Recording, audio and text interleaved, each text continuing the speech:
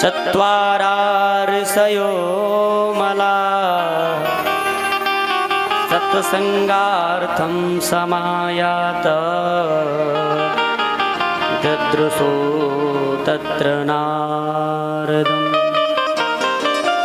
बोले एक समय की बात है, एक दाही विशालायाम, विशालपुरी नाम किसका? बद्री नारायण धाम का। एक बार नारद जी घूमते घूमते बद्रीनाथ धाम में पहुंच गए और प्यारे जैसे ही सामने पहुंचे ना तो नारद जी का चेहरा थोड़ा लटका हुआ था, उदास था। सामने से चार भैया आ गए उनके, सनक सनंदन सनातन कुमार। उन्होंने जैसे ही नारद जी को देखा तो नारद जी से पूछा। नारद जी ने उत्तर तो बाद में दिया, पहले नारद जी ने चारों भाइयों को प्रणाम किया। सनकादि बोले प्रणाम करते हो ठीक है, लेकिन ये बात समझ में नहीं आती, तुम्हारा चेहरा उतरा हुआ क्यों है? कथम ब्रह्मन देन मुखः कुतश्चिंता त्वरो भवान् त्वरितं गम्यते कोत्र कुतश्चागमनं तव। अरे भैया आप कहाँ जा रहे हो, कहाँ भागे जा रहे हो? पसीने पसीने हो रहे हो और आपका जो चेहरा उतरा हुआ है ना, इसका कारण क्या है? और क्या तुम्हारा कोई धन चोरी हो गया इसलिए उदास हो? और सनकादि कहते हैं हमने सुना है संतों के पास ऐसा कोई धन है ही नहीं जो चोर चुरा के ले जाए, क्योंकि आपको पता है संतों का धन क्या है? हमारो धन राधा श्री राधा श्री राधा, हमारो धन राधा श्री राधा श्री राधा, परम धन राधा श्री राधा श्री राधा, परम धन राधा श्री राधा श्री राधा, हमारो धन राधा श्री राधा श्री राधा, हमारो धन राधा श्री राधा श्री राधा।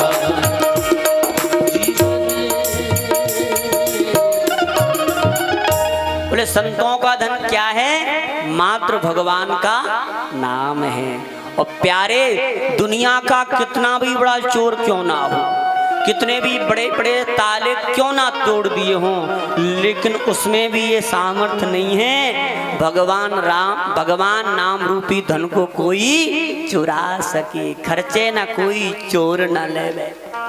मीरा जी ने कहा था ना, बोले हमारे पास कोई धन है ही नहीं को चोरी हो जाए, और हमारे पास जो धन है वो दुनिया में ऐसा कोई जन्मा ही नहीं जो चुरा के ले जाए, तो हमें किस बात की चिंता है ना। तो आज सनकादि कहते हैं आपका चेहरा क्यों उतरा हुआ है, क्या रीजन है, क्या कारण है? तो अब नारद जी कह रहे हैं पुष्करंच प्रयागंच काशीं गोदावरीं तथा हरिक्षेत्रं कुरुक्षेत्रं श्रीरंगम सेतुबंधनम। बोले भैया ये आप पूछ रहे हो तो आपको हम बताते हैं। एक बार हमारे मन में भाव आया चलो तीर्थों का हमको भ्रमण करना चाहिए, तो सब जगह गया। बोले कहाँ कहाँ? बोले प्रयागराज में गया, पुष्कर में गया, हरिद्वार गया, काशी गया, हरिक्षेत्र गया, कुरुक्षेत्र गया, लेकिन कहीं भी आनंद मुझको नहीं आया। तो मन में विचार आया तीर्थों में घूम करके आनंद नहीं आ रहा है, हो सकता है तीर्थों में कुछ नहीं हो, सब उजड़ गई, सब व्यवस्थाएं बिगड़ रही हैं, तो क्यों ना हम संतों के पास चलें, क्योंकि हमने सुना है संत हमेशा मस्त रहते हैं भगवान के नाम में। उनके पास तो आनंद आ ही जाएगा, उनके पास मन को आनंद मिल ही जाएगा। और प्यारे जैसे ही मैं संतों के पास पहुंचा तो माँ तो और बड़ी विटंबना है। बोले क्या? पापस्य खंडायति पाखंडा। बोले संत भी पाखंड परायण होते चले जा रहे हैं। संतों की तो पूछो ही मत, सबसे पहले हम त्यागी जी बाबा के आश्रम में पहुंचे, क्योंकि ये त्यागी हैं तो ये भगवान का बहुत बड़ा भजन करते होंगे। और प्यारे जैसे हम त्यागी महाराज जी के यहाँ पहुंचे ना, तो क्या देखते हैं, जैसे ही आश्रम में पहुंचे तो देखा भैया ये फॉर्च्यूनर किसकी, बोले त्यागी जी महाराज की। बोले ये BMW किसकी, बोले त्यागी जी महाराज की। बोले बड़े बड़े जे आश्रम जे 6-6 मंजिल की कोठी किसकी, बोले त्यागी जी महाराज की। बोलो महाराज जी तपस्या कहाँ कर रहे हैं, बोले एयर कंडीशन में। बोले यहाँ भी सारी व्यवस्थाएं गड़बड़, नाम त्यागी लेकिन मोटी गठरिया धाव के बैठे हैं। बोलो भक्त वत्सल भगवान। बोले वहां भी आनंद नहीं आया, तो मैंने सोचा चलो त्यागी जी के यहाँ आनंद नहीं आ रहा है तो अब हम ब्रह्मचारी जी के पास चलते, शायद वहाँ आनंद आ जाए, क्योंकि वहाँ तो ब्रह्मचारी है तो कोई झंझट है ही नहीं संसारी। जब शादी नहीं हुई तो क्या मतलब है, अब जिसमें शादी हो तभी तो कले होगी, क्योंकि शाम को श्रीमती जी कहेंगी कि हार नहीं लाए सोने का, है ना। तो हार की बात ही नहीं तो लड़ाई कहाँ से होगी। प्यारे तो नारद जी अब कहाँ गए, ब्रह्मचारी जी के आश्रम में। और जैसे ही मैं ब्रह्मचारी जी के आश्रम में घुसा ना, तो जोर जोर से कलह शब्द सुनाई पड़ने लगे कानों में। मैंने पूछा भैया जी लड़ाई कहाँ हो रही है, बोले झगड़ा कहाँ हो रहा है, बोले ब्रह्मचारी जी के आश्रम में। बोले कैसा झगड़ा, अरे ब्रह्मचारी जी की 2 पत्नी है और दोनों के 2 बेटा। एक पत्नी को बहुत स्नेह प्रेम करते हैं, एक से ढंग से बात भी नहीं करते। तो आज दूसरी वाली पंचायत लेकर के आइए बंटवारे के लिए, जहाँ हमारे ब्रह्मचारी जी के आश्रम में भी झगड़ा हो रहा है, यहाँ भी सारी व्यवस्था गड़बड़ है। बोलो भक्त वत्सल भगवान की। यहाँ भी आनंद नहीं आया, तो अब हमने सोचा चलो मौनी बाबा के आश्रम में चलते, यहाँ आनंद आ जाए। तो माँ देखा तो और बड़ी विडम्बना, वहां तो लठ चल रहे हैं महाराज, आजकल मौनी बाबा भी बंदूक लेके चलते हैं, तो वहां भी बड़ी व्यवस्थाएं बिगड़ी हुई हैं, वहां भी आनंद नहीं आया। तो मन में विचार आया चलो महात्माओं के यहाँ आनंद नहीं है, क्योंकि तपसी धनवंत दरिद्र ग्रही कल कौतुक तात न जात गई।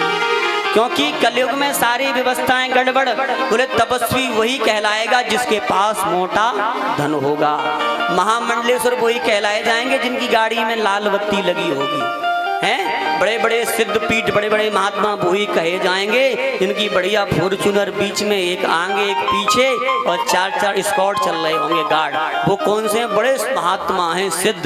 बोले इनसे बड़ा तो संसार में कोई बाबा जी है ही नहीं। तो भक्त वत्सल भगवान की।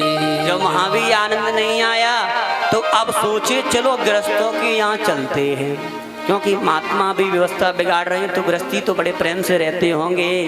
और प्यारे जब हम गृहस्थी के यहाँ आए तो और बड़ी विटम्बना, क्या तरुणी प्रभुता गे श्याल को बोधिदायका विक्रियणो लोभा दंपती कल्पना।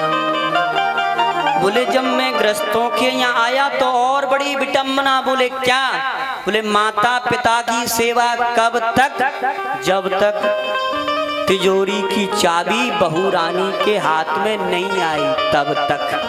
और प्यारे जैसे ही बूढ़ी माता ने तिजोरी की चाबी बहू को सौंपी तो माता पिता की कोई भी गिनती नहीं। तरुणी प्रभुता गे है। और तो या तो फिर जब बूढ़े हो जाते तो माता पिता या तो वृद्धाश्रम में, अगर वृद्धाश्रम में नहीं है तो बोले पिताजी बहुत बूढ़े हो गए, बड़े बड़े खांसते रहते हो, जाओ हार में वहीं ट्यूबवेल पे सोना, वहीं 4 रोटी शाम को भिजवा दिया करेंगे, है ना। जब वो बाबा जी सही कह रहे हैं, बात सही कह रहे हो महाराज, हैं। बोलो भक्त वत्सल भगवान। तो यहाँ भी गड़बड़, यहाँ भी व्यवस्थाएं बिगड़ी हैं। और एक बात और बता दें, जब घर में बेटा बिटिया का विवाह करना होता है तो माता पिता से, भाई बहनों से कोई नहीं पूछ रहा, तो किससे सलाह लेते हैं, श्याल को बुद्धिदायक। बोले ससुराल से साले साहब को बुलवाया जाता है। बोले हम भिंड में एक छोरा देखा है, वो नेदी में लगा हुआ है, अगर एक बार तुम भी पास कर दो तो हम विवाह कर देंगे। और प्यारे साले साहब पास भी कराते हैं, लेकिन संबंध फिर भी ठीक नहीं चल रहा है, वहां भी गड़बड़ है। क्योंकि बात परम सत्य है, प्रमाण दें। साले की बात किसने मानी? महाभारत में जाइए, धृतराष्ट्र जी ने मानी कि नहीं मानी? तो महाभारत जैसी घटना खड़ी हो गई। एक हमारे यहाँ कहावत है सामान्य भाषा में, दीवार बिगाड़े आरो वो घरे बिगाड़े। तो आप ही बोलो, नहीं तो साले साहब बैठे होंगे तो नाराज हो जाएंगे ना। बोलो भक्त वत्सल भगवान की। तो जिस दीवार में ज्यादा आ रहे होंगे तो दीवार कमजोर होगी, और प्यारे जिस घर में ज्यादा साले साहब की चलती होगी तो घर की नींव कमजोर होगी। बोले यहाँ भी आनंद नहीं है। और सुनो, कन्या विकृणियो लोभा दंपति नांच कलकनम। बोले आजकल कन्याओं के विवाह नहीं हो रहे, संबंध नहीं हो रहे, तो बोले क्या हो रहे हैं? बोले विक्रय हो रहे हैं, विक्रय। समझ रहे हो? बोले तुम बोले लड़के का पिता कहता है कि फलाने व्यक्ति आए थे, वो 11 लाख रुपए तो लगा गए औकात कीमत बच्चे की, अगर आप इससे ऊपर बढ़ो 14 या 15 तो आपका हम विवाह संबंध पक्का करें। तो आजकल संबंध नहीं हो रहे, आजकल सौदे हो रहे हैं। और प्यारे जब तुम लड़का को बेच दोगे, कीमत लगा दोगे, तो उसकी जो मालकिन आएगी, बताओ कि आप लोगों की सेवा करेगी? नहीं करेगी। भाई वो तो मालकिन है, तुम्हारे बच्चे को खरीद लिया, फिर तो पड़ी पड़ी हुक्म चलाएगी। और सासू माँ बना करके सुबह सुबह चाय पिलाएंगी, क्योंकि भाई मालकिन है, नौकरों का धर्म है मालकिन की सेवा करना, है कि नहीं? बताओ, हैं? बताओ, गर्दन हिला रहे हो फिर भी बेटा को बेचते हो तुम, हैं? बोले ये भी सही हो वो भी सही, दोनों हाथों में लड्डू नहीं आ सकते।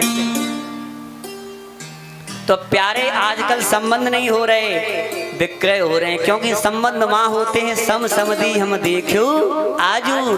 जनक जी और दशरथ जी समबुद्धि के थे, तो संबंध कितना बढ़िया चला प्यारे। जब तुम पैसे से औकात लगा दोगे, बेटे को बेच दोगे, तुम्हें एक बार नहीं 1000 बार कह सकता हूं, तुम्हारा घर आनंद से रह ही नहीं सकता। और सुन लो एक बात, गांठ बांध लो, अगर बिटिया बेवाना चाहते हो कि बिटिया खुशी रहे, बढ़िया घर में जाए, तो सुंदर में 2-4 गुण बता रहा हूँ, गोस्वामी जी ने कहे, उनको आप नोट कर लो, लिख लो, इन्हीं के साथ में संबंध लेकर के जाओ। और सबसे पहले घर को इसी में देखो। गोस्वामी जी कह रहे हैं, जो घर बरो कोल हो हे अनुपा, जो घर बरे कुली होई अनुपा, घर बरो कोल हो हे अनुपा, जो घर बरे कुली होई अनुपा, जय विवाह सुधा अनुरूपा, जय विवाह सुता अनुरूपा, जय विवाह सुता अनुरूपा, जो वर कुली पर होई अनुपा, जो कुल बरे, जो कुल बरे, जो कुल बरे। बोले बिटिया का घर कैसा होना चाहिए? बोले घर अच्छा होना चाहिए, और सबसे बढ़िया तो वर अच्छा होना चाहिए। जो हमारी बिटिया में गुण हैं वैसे ही गुण वर में होना चाहिए। अब बिटिया तो बड़ी पढ़ी लिखी है, BA पास है, और लड़का हो 8वीं फेल, तो बताओ संबंध चलेगा? नहीं चलेगा ना। तो जितनी योग्यता हमारी बिटिया में है उतनी ही योग्यता कम से कम योग्यता वर में होनी चाहिए। और सबसे बढ़िया कुल उत्तम होना चाहिए। ये सब गुण मिल जाएं तो आंखें बंद करके विवाह कर दो तो संबंध बढ़िया चलेगा। नारद जी कह रहे हैं ये सब नहीं है, यहाँ भी सौदे हो रहे हैं, लोभ लगा हुआ है, तो इसलिए घर में कलह मची हुई है, शांति नहीं है। ये सब देख देख करके मन बहुत ज्यादा दुखी हो गया। तो अब हमने सोचा शायद अब कहीं आनंद नहीं आ रहा है, तो अब हम श्रीधाम वृंदावन में चलते हैं। और प्यारे जैसे ही मैं वृंदावन में आया बहुत मन लग गया, बहुत आनंद आ गया, क्योंकि वृंदावन में भक्ति बहुत है। और नारद जी भगवान के बड़े ही प्रिय भक्त हैं। नारद जी आए वृंदावन में, मन तो खूब लग गया, गदगद हो गया, लेकिन मेरे मन में भाव आया कि यमुना जी में स्नान कर आए। और जैसे ही यमुना जी में स्नान करने हम गए तो वहाँ एक हमने आश्चर्य देखा। बोले क्या? तत्राश्चर्यं मया दृष्टम श्रूयतां तन्मुनीश्वरा एका तो तरुणी तत्र निषण्णा खिन्नमानसा। बोले क्या देखा? जैसे यमुना जी के किनारे हम पहुंचे तो एक स्त्री बड़ी जोर जोर से रो रही थी, नेत्रों में आंसू बहा रही थी। और पास पहुंचा तो तमाम स्त्रियां खड़ी हैं, उसको समझा रही हैं, कोई पंखा झल रही हैं, कोई उसके आंसू पहुंच रही हैं। और नजदीक पहुंचा तो क्या देखते हैं, उस स्त्री के गोद में दो वृद्ध बूढ़े व्यक्ति लेटे हुए हैं। और प्यारे जैसे ही मैं पास और जाना चाहा तो मन में विचार तो आया इससे पूछूं, लेकिन फिर विचार आया, बोले यहाँ कोई पुरुष वर्ग नहीं है और महिलाओं के बीच में हम आत्माओं को नहीं जाना चाहिए, व्यवस्थाएं बिगड़ भी सकती हैं, लोग क्या कहेंगे, इसलिए हमने जाने का प्रोग्राम कैंसिल कर दिया। लेकिन महात्मा जी का हृदय तो पिघल गया, क्योंकि किसी को रोते देखा। कहते हैं ना, संत हृदय नवनीत समाना। संतों को हृदय तो मक्खन के समान कोमल होता है। तो मन तो पिघल गया, लेकिन पास जाने की हिम्मत नहीं हुई। और जैसे ही मैं लौटने लगा, चलने लगा, तब तक उस स्त्री की दृष्टि मेरे ऊपर पड़ गई। तो स्त्री बुलाने लगी, भो भो साधो क्षणं तिष्ठ मच्चिन्तामपि नाशय दर्शनं तव लोकस्य सर्वथा गहरम परम। अरे साधु रुको रुको रुको। जब उसने बुलाया तो मैं रुक गया, एक क्षण रुकिए जरा। अरे साधु जी पास तो आइए। और प्यारे में जैसे ही उसके पास पहुंचा तो सबसे पहले मैंने पूछा, बद देवी सविस्तारम स्वस्य दुःखस्य कारण। अरे देवी तुमने बुलाया ठीक है, लेकिन तुम्हारे रोने का कारण क्या है? जरा बताओ क्यों रो रही हो, क्या परेशानी है? तो बस मैंने पूछा ही है। अब तो वो तो देवी सारी कथा सुनाने लगी। अब देवी अपना पूरा लंबा चौड़ा परिचय दे रही है। अहम भक्ति ऋते ख्याता इमौ मे तनयौ मतौ ज्ञान वैराग्य नामानो काल योगेन जर्जरो। बोले महाराज मेरा नाम भक्ति है, मैं भक्ति नाम से जगत में विख्यात हूँ। यमौ में तनऊ जो बुढ़े लेटे हैं ये और कोई नहीं, मेरे बच्चे हैं। नारद जी ने कहा माँ जवान बच्चे बूढ़े, ये कैसा जमाना? बोले महाराज ये कलयुग की विशेषता है। मैं जगह जगह घूम के आई तो खूब स्वागत हुआ, खूब मैं आनंदित रही, लेकिन जैसे ही मैं श्रीधाम वृंदावन में आई ना तो यारी सारी कथा पलट गई। बोले क्या हुआ?